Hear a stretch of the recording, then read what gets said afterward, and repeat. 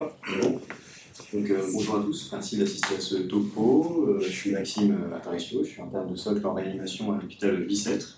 Et on va discuter aujourd'hui d'un marronnier de la neuroréanimation, à savoir la place de l'antibiothérapie intratécale dans la prise en charge des méningoventriculites en contexte nosocomial. J'ai pour ce travail été encadré par le docteur Manon Séguré, que je remercie d'être ici, et le docteur Pierre-Étienne Leblanc a participé de manière bibliographique à la construction du topo. Donc j'ai besoin d'un peu de votre aide. On va essayer de caractériser déjà d'emblée quelles sont les caractéristiques d'une molécule qui passe efficacement la barrière hémato-encéphalique. Et donc, est-ce qu'elle est petite ou est-ce qu'elle est grosse? Elle est plutôt petite. Hop. Petite donc. Est-ce qu'elle est plutôt hydrophile ou elle est plutôt lipophile? Celle qui passe bien. Lipophile. Elle est lipophile. Hein. Plutôt fortement liée aux protéines ou plutôt faiblement liée aux protéines? Plutôt faiblement, c'est assez logique. Du coup, pour ce qui est de l'ionisation, très ionisée, peu ionisée.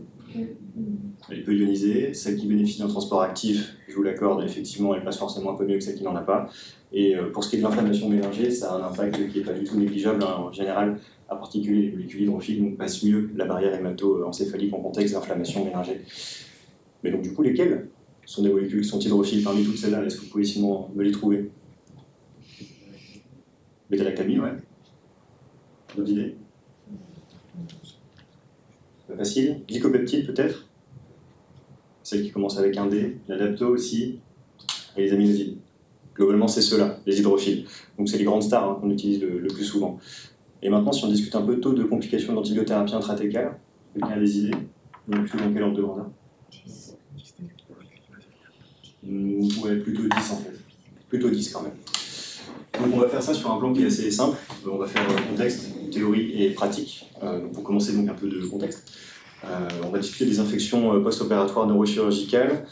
Globalement, la neurochirurgie c'est propre. Hein. Ça c'est le taux d'incidence sur les infections qui sont surveillées. Hein, dans l'infection de site opératoire, donc 30 jours sans matériel et jusqu'à 1 an en cas de matériel.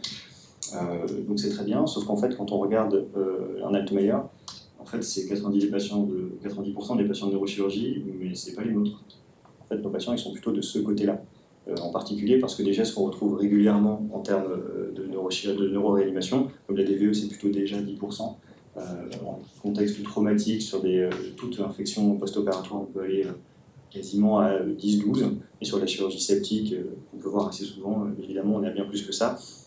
Et donc par exemple une DVE, quand on prend toute infection confondue, on a quand même 11,4 infections pour 1000 jours de drénage, sachant qu'un patient la garde en général une dizaine de jours, ce qui nous fait peu de choses près, il y a un patient sur 10 qui présente une infection sur DVE.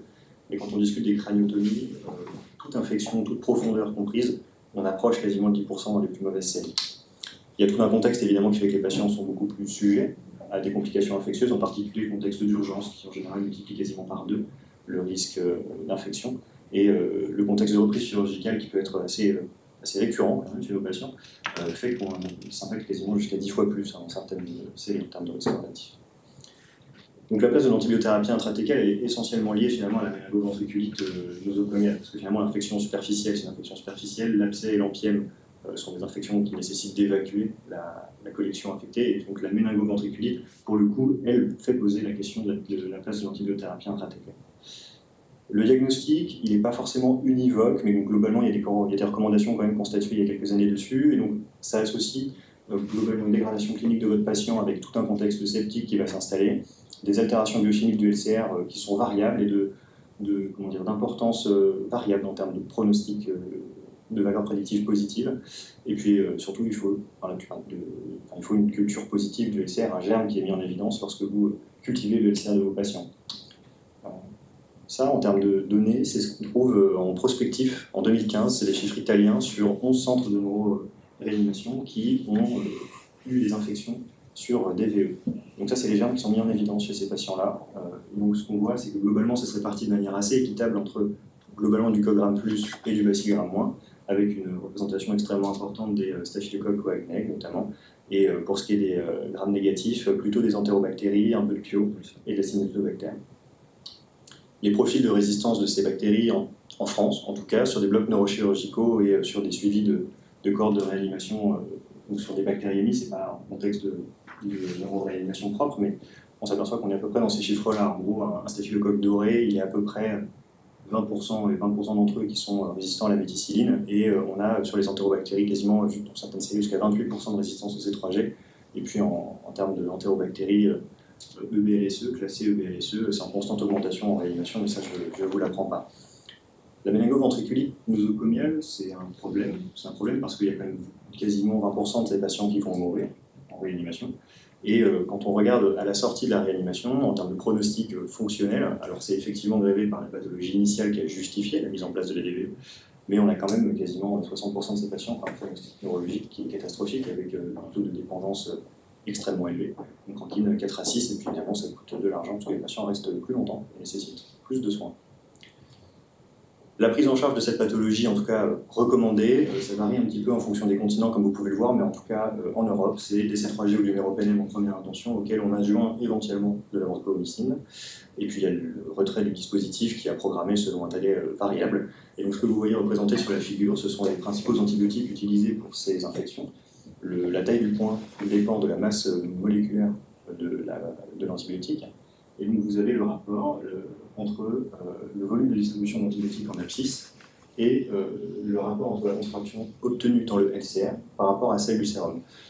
Donc tout ça, tout ça, c'est pour vous dire que globalement, les antibiotiques qu'on utilise, ils pénètrent quand même assez mal sur des méninges qui sont des chiffres obtenus en dehors d'un contexte d'inflammation méningée.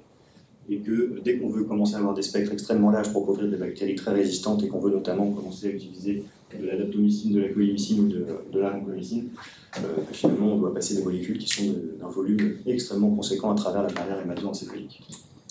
Et donc il y a des facteurs de mauvaise pénétration, évidemment, donc la taille de la molécule et l'inflammation méningée qui est assez modeste quand même dans les contextes de méningo-ventriculite nosocomiale.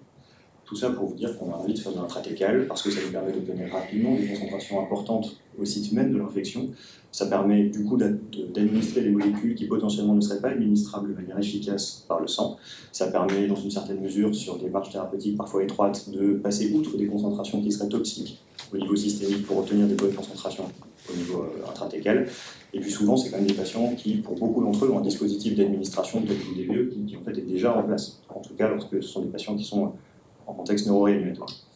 Et donc le profil type de la molécule qu'on veut utiliser, c'est une molécule qui est hydrophile, bactéricide quand même, plutôt concentration dépendante, on va le voir, de large spectre évidemment, et avec peu de passage de la barrière hémato-encéphalique, parce que sinon, effectivement, c'est quand même plus simple de la passer par les veines.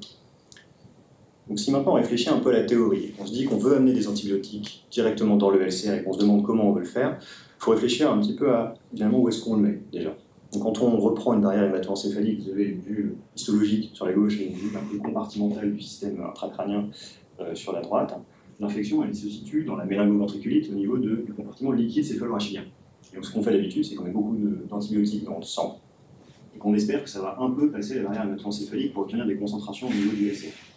En sachant qu'on a vu que les bonnes molécules sont plutôt des lipophiles qui ont tendance à beaucoup diffuser dans le compartiment extracellulaire mais intratécal et intracellulaire dans toute la microvélie, la neurone sur le cellules.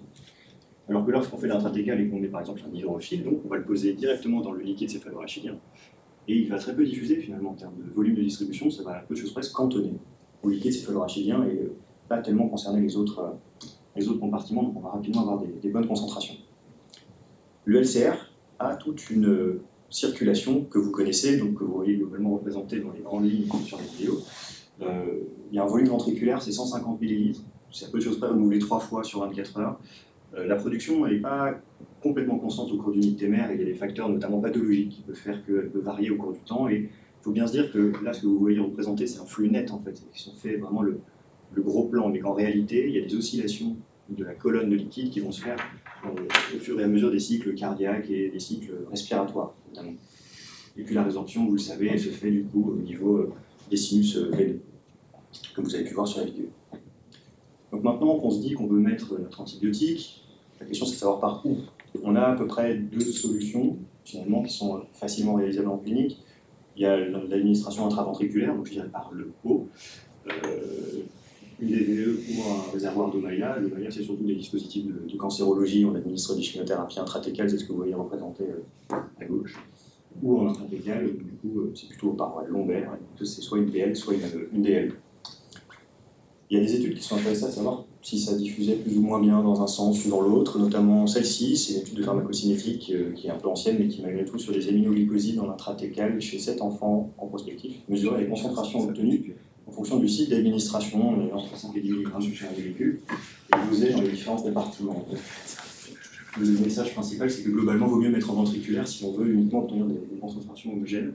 Parce qu'on voit que lorsqu'on injecte donc en lombaire, qui est la figure de gauche, on obtient très vite des très bonnes concentrations au niveau lombaire, mais que la concentration ventriculaire, qui est la colonne verte, elle ne monte pas vraiment. En fait, on a beaucoup de mal à remonter la colonne du fouinet, on a beaucoup de mal à obtenir des bonnes concentrations ventriculaires lorsqu'on injecte au niveau lombaire, alors qu'à l'inverse, quand on injecte directement en intraventriculaire dans la droite, on a rapidement des bonnes concentrations au niveau ventriculaire, ce qui était attendu. Et on a également rapidement une homogénéisation du système avec des concentrations lombaires qui sont rapidement équilibrées et qui sont rapidement efficaces. Une fois que la molécule elle est dedans, elle va du coup avoir tout un circuit d'élimination et d'équilibration en termes de secteurs. Et donc il y a globalement la même dichotomie hydrophile-lipophile qui peut se faire. Les hydrophiles vont se distribuer surtout dans le LCR, elles vont s'éliminer essentiellement avec le LCR, qui se renouvelle du coup 3 fois, qui renouvelle 3 fois le volume ventriculaire par jour, on l'a vu. Et on a l'impression quand même qu'il y a une certaine saturabilité d'élimination. Pour ce qui est des petites molécules et des lipophiles, donc ça aurait plutôt tendance à diffuser dans tous les compartiments intracrâniens, avec des demi-vies qui sont parfois extrêmement courtes, et il y a même quelques systèmes d'efflux actifs qui sont suspectés. Et en termes donc, de saturabilité, ce qu'on peut voir, c'est ça, c'est une assez jolie étude, c'est les chinchillas qui ont bénéficié de l'administration intraventriculaire directe ou via le sang, d'imipenem, donc les molécules qui est hydrophile, 0,7 mg/kg, soit dans les ventricules cérébraux, soit au niveau sanguin. Et quand on regarde ce qu'on obtient en termes de concentration tissulaire et en termes de demi-vie, on s'aperçoit qu'on a des demi-vies qui sont nettement augmentées, des concentrations bien meilleures lorsqu'on administre ventriculaire avec une demi-vie dosée dans le LCR. Donc ça, c'est les concentrations obtenues au niveau cérébral, au niveau du parenchyme dans le LCR. Ce qu'on voit, c'est qu'on a une demi-vie d'élimination de la concentration dans le LCR, qui est de 43 heures avec des grosses concentrations obtenues en intraventriculaire, par rapport à 14 heures lorsqu'on attend juste une diffusion via le sang, qui a probablement un effet un peu saturant. Combien on en met? Parce que la bactériologie, c'est un peu ça. L'idée, c'est d'obtenir une concentration donnée à un site infecté. Ce que préconisent les recommandations de 2017, qui reconnaissent eux-mêmes avoir assez peu de données là-dessus, c'est viser 10 à 20 CMI finalement. Sauf que si on veut obtenir une concentration, il y a un contenu, qui est l'antibiotique qu'on administre, mais il y a quand même le contenant. Il y a la question, notamment le volume du système ventriculaire en lui-même. Ce qu'on voit, c'est que, notamment sur cette iconographie, chez nos patients, ça peut être des volumes qui sont extrêmement variables, avec du coup, des systèmes qui peuvent aller globalement de quasiment 90 ml pour les plus petits, avec des occlusions complètes de ventricules en lien avec des caillots, et jusqu'à parfois 500 ml quasiment chez des patients qui sont très hydrocéphales chroniques. Et donc évidemment, ça doit modifier les posologies qu'on met si on veut viser une concentration cible. Donc probablement qu'il faut adapter donc, la dose qu'on administre au volume du système ventriculaire si on vise une concentration, et il faut évidemment se poser la question du volume dérivé par jour. Parce qu'un patient chez qui on élimine 250 ml de LCR par jour va forcément avoir un volume total du système qui est appréhendé un peu différemment. Et maintenant, si on réfléchit juste avant de se décider à émettre des toxicités qu'on reconnaît, les recommandations elles-mêmes disent ça. Elles disent que finalement, il n'y a pas vraiment de toxicités qui sont retrouvées, qui sont à la fois graves et irréversibles. Donc, la seule jolie étude qui s'intéressait à ça, c'est cette étude de Brotis. C'est 2019, il a repris tous les papiers qui monitoraient, c'est du rétrospectif, tous les papiers individuels, qui monitoraient les effets indésirables obtenus chez les patients qu'on traitait pour des méningites à gram négatif. Donc il a pris 23 articles, 2 cohortes, 21 séries de cas, quand même quasiment 230 patients. Et ce qu'on voit, c'est ça. C'est que déjà, il n'y a pas d'inoculation qui est mise en évidence. Lorsqu'un germe identifié, on n'a pas retrouvé d'autres germes en cours de traitement, alors qu'on a administré un produit en intratécal. La deuxième chose, c'est qu'en termes de taux de complications globales, ce qu'on a dit, on est plutôt autour de 10-11%, ce qui est à mettre en rapport quand même avec un taux de complications tout compris de l'antibiothérapie IV, qui est autour de 9 à 18% en fonction des papiers.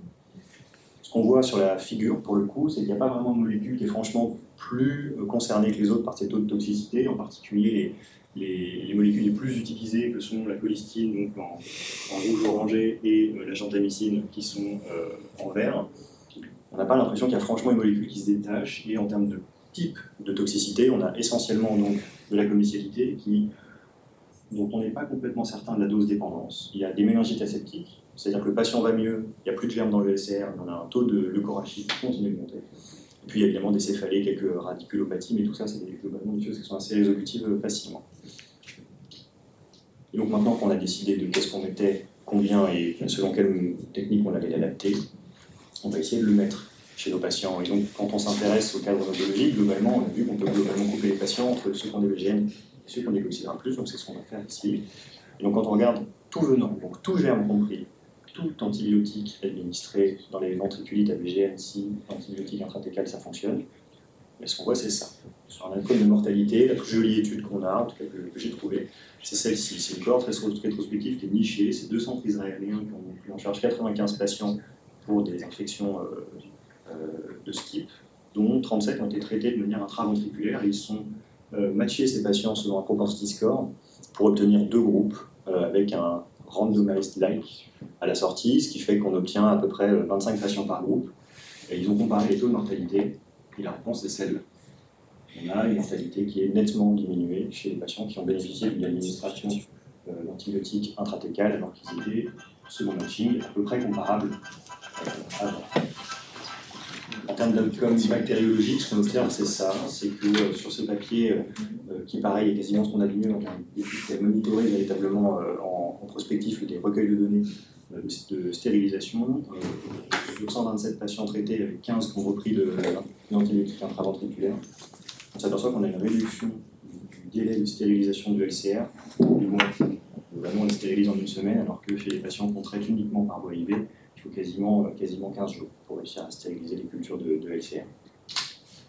C'est un effet de stérilisation. On a l'impression qu'on stérilise un peu mieux, et c'est globalement ça dans la figure qu'il y a ici, sur cette jolie méta-analyse qui montre qu'à peu près tous les papiers réussissent à montrer qu'on stérilise un peu plus vite ou un peu plus de patients.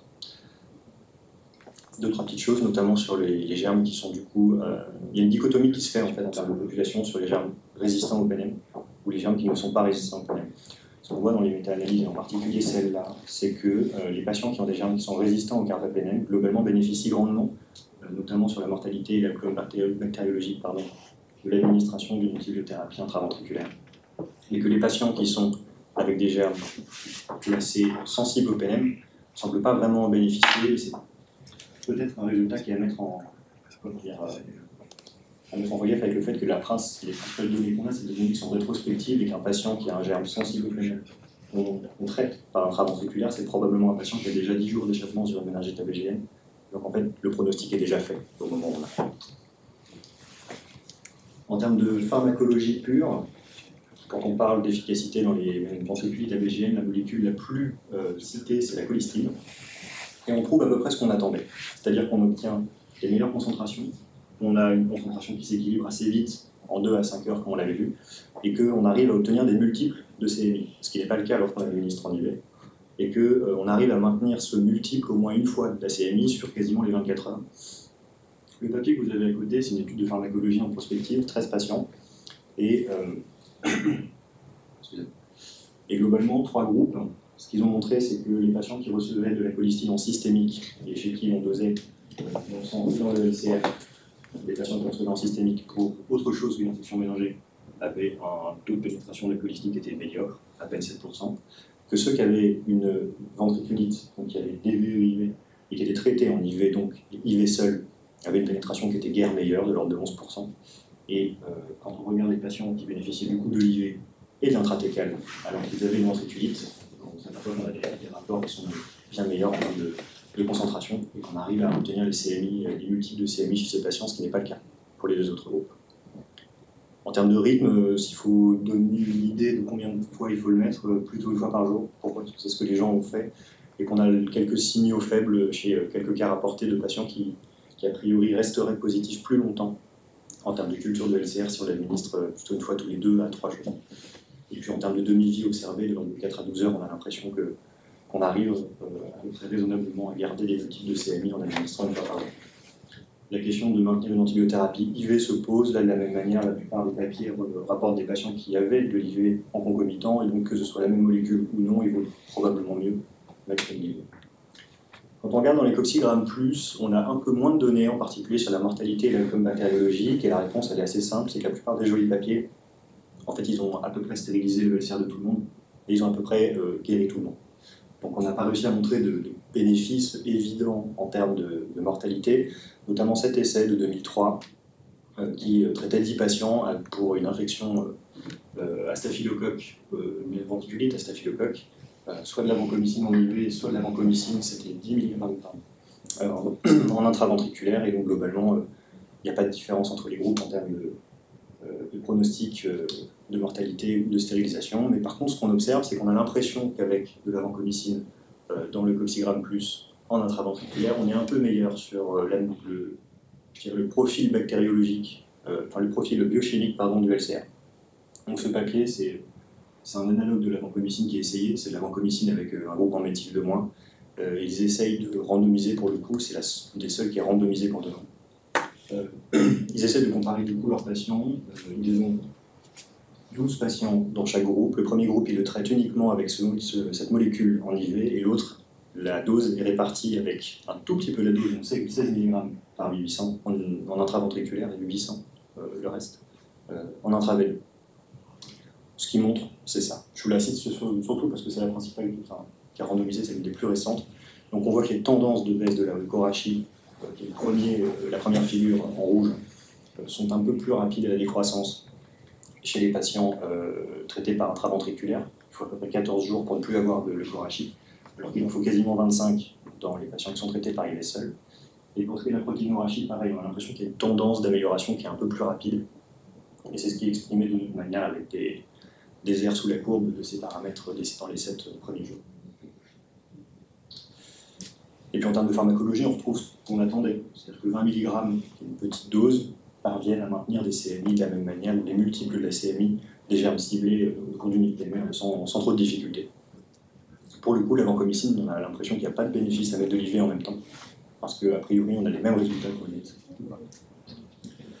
Les aminosides, qui sont une autre classe très utilisée, qui permettent de répondre à la question de biomarqueurs, se situent un peu entre les deux en termes de résultats. C'est-à-dire que sur le VGN, on a l'impression qu'en termes de mortalité, on fait aussi bien que la colistine, sous réserve d'avoir des posologies administrées raisonnables, et qu'en termes d'outcome bactériologique et de pharmacologie, on obtient les mêmes types de résultats.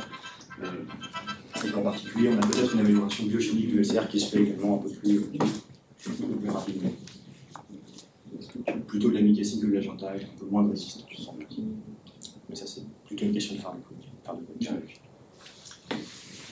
Maintenant, on a décidé ce qu'on mettait, combien de fois on le mettait et à quelle fréquence on le mettait. La question, c'est combien de temps, notamment la durée, la quantité de traitement, ce qu'on voit quand on prend la colistine en intratécale qui a été faite. Donc ça, c'est des revues de cas qui ont été échelonnées selon le nombre de patients et la dose reçue par jour. En fait, on voit que c'est très hétérogène, et donc quand on réfléchit un peu différemment et qu'on essaie de regarder soit en durée de traitement, le nombre de patients traités et guéris surtout, ou en dose cumulée, on s'aperçoit qu'on a l'impression d'avoir un effet pour la colistine qui se fait à peu près autour d'une semaine de traitement minimum, ou autour de à peu près 1 700 000 unités, ce qui correspond en gros à 10-12 jours de traitement.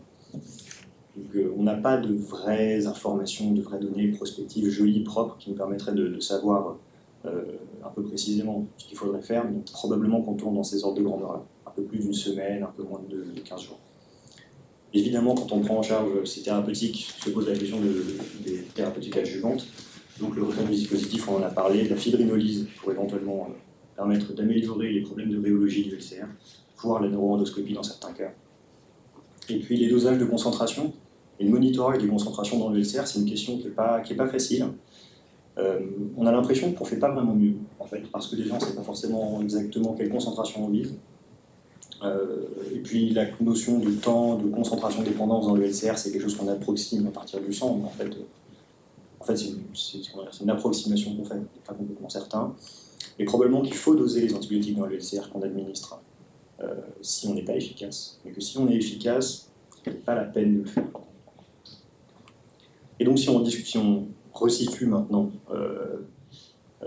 l'antibiothérapie intraventriculaire dans la prise en charge de la ventriculite, on obtient à peu près ça. Donc en gros, la dichotomie BGN coxigramme plus, pour les coxigrammes plus, en fonction de la sensibilité ou non à la vancomycine, probablement qu'il faut mettre de la vancomycine ou du linezolide en restant en IV, et que l'indication ferme de l'antibiothérapie intraventriculaire, c'est pour les PGN qui sont PNM résistants documentés. Donc là, globalement, en termes de choix de molécules, on a à peu près les deux sur la diapositive. Il y a d'autres places, évidemment, qui sont à discuter, notamment les prises en charge de l'échappement thérapeutique des autres modalités de traitement. Et puis, probablement qu'il y a une place qui sera à discuter pour les patients qui présentent des tableaux ventriculites et qui ont un portage connu de germes résistants et qui ont un tableau grave d'emblée. Étant donné que c'est quand même des patients chez qui on n'aimerait pas laisser évoluer leur méningite AVGN le temps de mettre en évidence le germe qui est résistant et qui pourtant est déjà connu chez eux. Voilà, et donc en termes de synthèse et de modalité d'administration, voilà ce que je vous proposerai. Donc on reprend les indications, les modalités, ce serait selon des protocoles. J'ai repris celui qui est fait ici pour l'actylisme, pour l'administrer via la DVE, donc globalement, voilà ce que je vous propose, une fois par jour. On prélève 5 ml de LCR, on réinjecte notre dose qu'on pourrait adapter en fonction du volume ventriculaire, donc en demi-dose, dose normale ou double dose, qu'on dilue dans 4 ml avec une purge d'1 millilitre de sérum via le robinet proximal de la DVE, et puis on clampe en gros 2 heures si possible, et sinon la concurrence de pic plus d'un. Et le monitorage des concentrations, a priori, doit pas se faire. Pas systématique. Voilà.